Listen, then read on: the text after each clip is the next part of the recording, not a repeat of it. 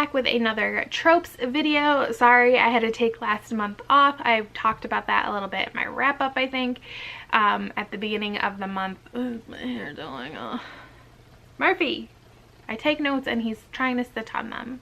So rude. So this month I wanted to talk about a trope that I am not a huge fan of, but just because I don't like it doesn't mean other people don't, and that it doesn't need to be featured. So seriously, I need my notes, Murphy. Diaries says the trope that I'm talking about this month is unrequited love, and it's a very popular one, but it is just not one I like at all. And so I actually went online and looked up the definition of unrequited love just for giggles. So I'm going to read you what Wikipedia called it. Unrequited love is love that is not openly reciprocated or understood as such by the beloved. The beloved may not be aware of the admirer's deep and strong romantic affection or may consciously reject it. Like I'm rejecting Murphy's love right now. I kind of think of this as like the teardrops on my guitar trope, like the pining away for somebody and they either see you as a friend or don't recognize you at all. It's pretty common in like teen movies, teen TV shows, YA has it a lot, and I do understand why people really like it. I think a lot of people easily identify with the like the lover, like the person who's has their love unrequited.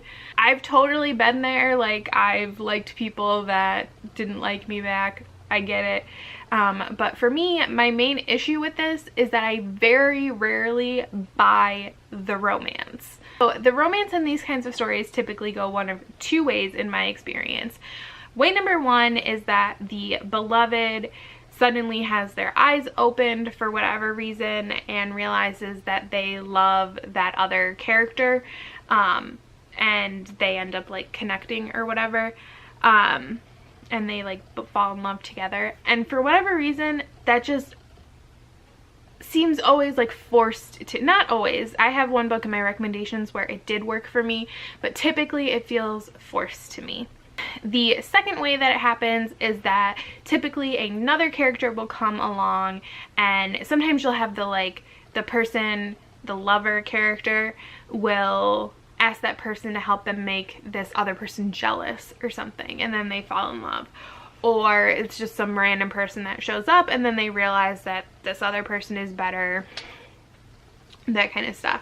And my issue with those usually is that that second person, I feel like, doesn't usually get enough credit and enough screen time for me to believe that the person who had the unrequited love to have like switched their love to them. Like usually the unrequited love is such a big focus that it's hard to shift that and make it believable. So I hope that makes sense for what my issues are with it, but like I said, this is an incredibly popular trope, and so let's talk some recommendations or just books that have it, because I actually don't like one of these books. Two of them I'm not a huge fan of actually. So the first one is an incredibly popular story. I recently reread it and hoped I would love it more this time. No, oh my gosh, I didn't. But that is Romancing Mr. Bridgerton by Julia Quinn. This is the fourth Bridgerton novel, and this is like the unrequited love story, and so many people love it and I can't stand it. But it is an unrequited love story, so you know. Similarly, I actually have another Julia Quinn book, and this one actually really works for me. Although I have not reread it recently, I would like to. I'd like to do a reread of this like series basically, for a reread and review. Maybe that should be a new series because that's basically what I'm doing lately. That is The Secret Diaries of Miss Miranda Cheever, and I remember this one really working for me, and this is one of those. This is very similar to Romancing Mr. Bridgerton, where the beloved does end up falling in love with the person who loved them. But two very different experiences for me. And then another one that worked out well for me pretty well is Scandal in Spring by Lisa Kleypas. And in this one, the male character is the person who is kind of like pining away for the female character. I think what I liked about this one is it's less in your face, like dramatic, and maybe that's what it is a lot of times the person pining away is very like, oh my gosh. And so this one isn't that crazy pants, so I like this. And when stories are a little more subtle, like gentle crushes and stuff, those work okay for me, and this kind of rides that line really well.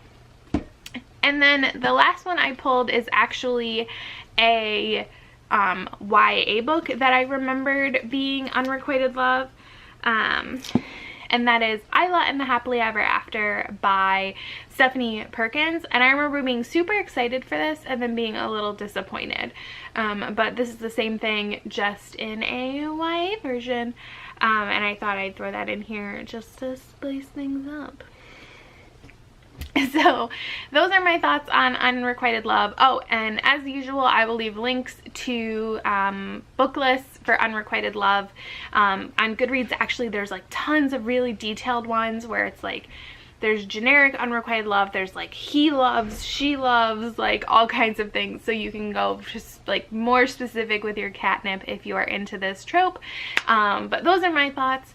If you want to tell me what you think of this trope, or any book recommendations, if you feel like me, if you disagree with me, if you have counter arguments for what bothers me, feel free to leave those below. Maybe it'll change my opinion the next time I read one of these. And thank you so much for watching. Bye!